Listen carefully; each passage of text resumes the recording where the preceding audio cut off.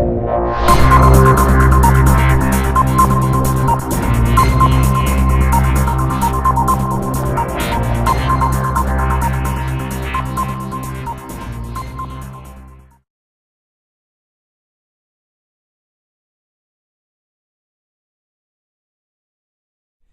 and welcome to another edition of the Manager's Video Blog here in the city of Latrobe.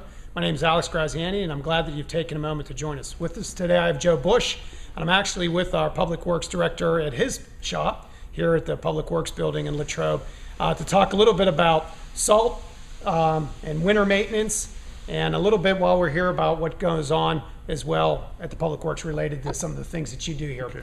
So Joe, behind us we got a couple salt trucks, and over to the other side of us we got a police car where it's getting worked on. So why don't you tell us a little bit about what Correct. they see? Well, up here, Alex, our maintenance shop, we work on all of the city fleets. We work on our salt plow trucks, high lifts. As you can see over here, guys are working on a police car right now. Yesterday, right where we're standing, there was a fire truck sitting here we were working on. And we also work on some of Park and Rec's vehicles.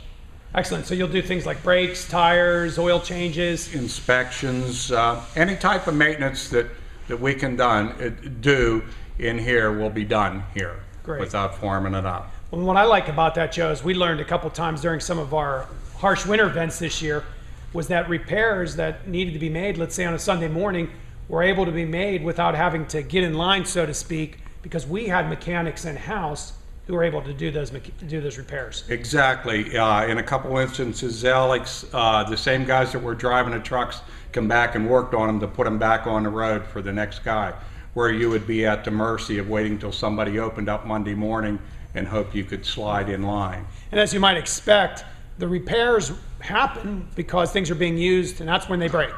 And so it's important to have the mechanics in-house, have the equipment in place for them to be able to work on a plow, work on some other things that might break. When the plows are going through town, it's not uncommon for them to hit things and break, and they need to be repaired.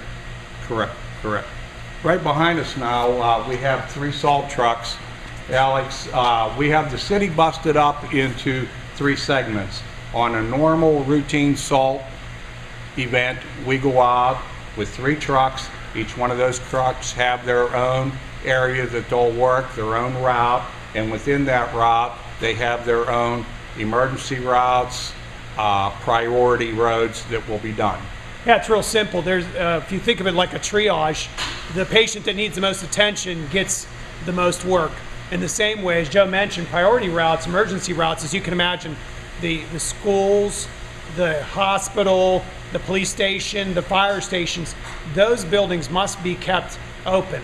And then as you kind of go down the system, it deals with how much traffic volume, whether a street is a collector street or an arterial street, which collects all of the cars and sends them out, or a low collector street, a street that might have a handful of homes. And as most people realize, the most attention goes where there's the most need. There are some homes in Latrobe or some streets where there might be only really one home on a stub street. I can assure you that it does get attention. However, it may not get as many hits as the other roads, or get hit as at first. But all 40 miles of road do receive attention during storm events. Yes. One of the problems we've had this year was some of the events were so severe that we were getting calls that we weren't getting onto the secondary streets. Well, we found ourselves doing the primary and emergency routes, and as we started into our secondary streets, we had to go back and redo our primary and emergency routes again and again. So it took several hours before we could get into the secondary routes. And like a lot of things, there's a trade-off of choices. We could, as a city, theoretically hire more drivers, have 3 more trucks and have 6 routes, and spread plenty of salt. But that comes at a cost. So, it's a trade-off. I think for the manpower that we put out on the street, well, I don't think, I know. For the manpower we put out on the street and the vehicles we put on the street, we get exceptional work and coverage. But as always, people need to be patient as well as safe. They need to give themselves plenty of time to get to destinations during snow events, and again, just try to be cautious as they're moving about. Normally where they would be able to easily come to a stop sign, they might not be able to do as easily. They need to drive slower, and they need to give themselves longer following distances, as well as longer distances to come to a complete stop. Exactly. On a normal snow event, from the time that I would call the guys out and they would make through a single pass, that would be completed in approximately 4 hours. We would use approximately 21, 22 ton of salt for that rotation. This year we are currently paying $53 a ton. So quickly the numbers add up when you start thinking of overtime, of fuel, cost of the material. So we don't necessarily go out every time that there is some snow. There's a lot of thought and planning that goes in behind it. Joe is very judicious. One of the reasons the city has not had to, so far this winter, have any travel restrictions or states of emergency is because of the stewardship of Joe Bush. He's got the experience, he knows how the town works, and he, again, knows what our resources are capable of doing, and has done a great job of managing it. On a given year, we might use 1,100 tons of salt. This year, we might be up to 2,000 tons of salt by the time it's all said and done. By the time it's all said and done. And again, I give Joe a lot of credit for being cautious and careful. We just can't afford to go out every time a snowflake falls. We have to judge whether or not weather's going to be in our advantage and it's going to clear up on its own, or whether it's something we want to go out and send the troops out, so to speak, to clear up. Exactly. I give Joe a lot of credit for managing that well. Again, every municipality has a little different way of doing things. The way we've done it here in Latrobe has worked quite well.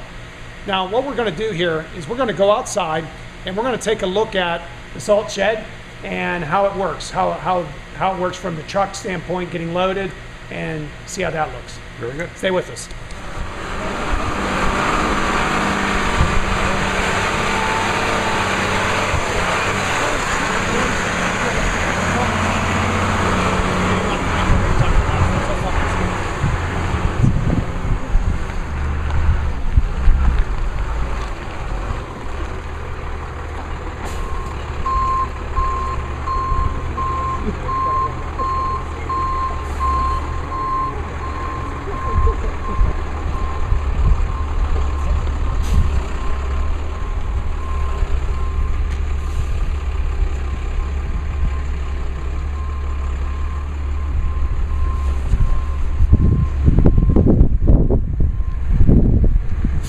Our drivers, Terry, is pulled up over one of the trucks to the loading area. In the summer, residents might recognize this as a place where they take their leaves and debris and tree limbs and all that, but in the winter it doubles as a loading area for our salt trucks. You'll see a lot on TV of other salt operations where they're doing it with the high lift right near the truck, but we're able to do it a little differently here.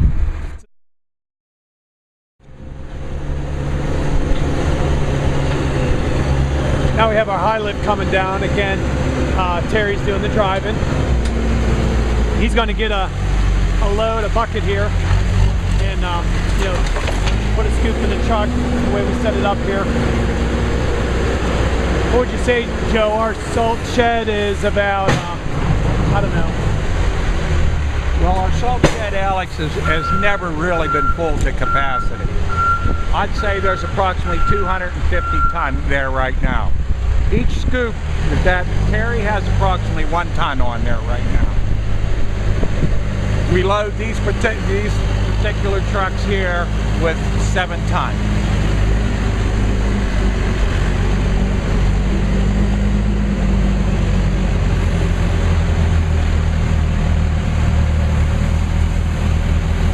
After the truck gets full, Joe, he drives it around to the calcium chloride. To the liquid calcium chloride, which he's going to do now.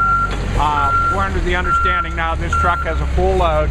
He's going to pull under there and he's going to hit a button, and we're going to spray that load with approximately 5 gallons of liquid calcium chloride. We've been using that product for about 12 years now and have had a lot of success with it. It aids in being able to de-ice at much lower temperatures. It leaves a residual on the road long after the snow is gone. which means if you get another snow coming, it will start working again already. And it also helps to wet the salt, making it stick to where it comes out of the auger and spins. It'll stay in that portion of the road rather than hitting and bouncing off to the curb line. One of the challenges we've had this year, quite frankly, is the temperature. The colder it is, the harder it is to melt the ice and the snow. There has been a couple times this year, Alex, where the guys have been told when they come out in those 0 temperatures with the wind, we actually doubled up on the liquid calcium and put about 10 gallon on the double load. And like I said, I think that has helped stretch our salt. We're looking at, I believe the last time I bought liquid calcium was $1 a gallon. So it really does contribute to a savings in our salt.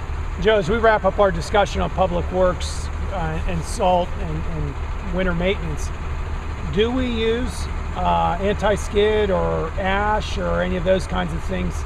Do we mix any of that with our salt, or how does that work here in the city? We're a little different than the townships? We're a little different in the townships. Actually, to the one side of our salt shed, I have anti-skid there. We have not used it in a couple of years, but in the event that we would have run out of salt, I would have mixed the remainder a little bit we had with 50% anti-skid. I don't like to do that for what it does to the vehicles, the storm drains. It all needs cleaned up, where in the township and township roads it just goes kind of to the side. Exactly. Most of the townships have basically a road, macadam, and then gutters, ditches alongside, whereas we have storm drains and culverts and catch basins, and real hesitant about filling those up with debris and material. So with that, Joe, I'm really appreciating what you guys done this year. I've become real sensitive to snowing on Sundays because I think about those costs. I sometimes wish it would just snow during the weekday and regular work hours, but it never works out that way. But these guys have repeatedly been out, sometimes 15, 16-hour shifts as far as going another shift on top of another shift. Of course, there are rules and regulations about a particular individual driving it that long. They wouldn't be doing it, but your guys have been really doing a great work this year, Joe, and I just want to thank you. Thank you very much. We appreciate it. Again, the reason we haven't had the problems a lot of communities haven't had is due to this guy and his team. They know each other, they know how it works, and they've been great stewards to, I think, keep us safe here in Latrobe this year. With that, thank you for tuning into this manager's video blog. As always, you're welcome to come to municipal meetings. Our council meets at 6:30 on Monday nights, the second Monday and the fourth Monday each month. Always welcome to come to those meetings, and as well as drop Joe and I a line sometime. Our contact information can be found on the web. Thank you.